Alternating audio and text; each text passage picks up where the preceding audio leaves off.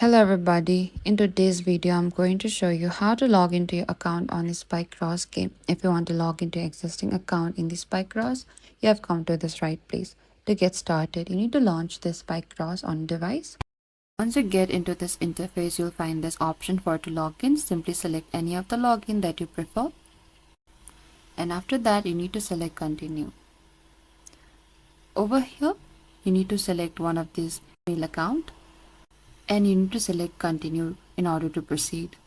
And that is it. You need to enter your account credentials if prompted, then complete any verification steps. After signing in successfully, the game should automatically load your saved data and sync your progress. And if you're switching to a new device, make sure you're logging in with the same account that was linked to your original game.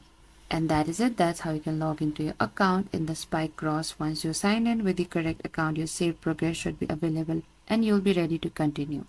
Thank you for watching this video. I hope this video was helpful.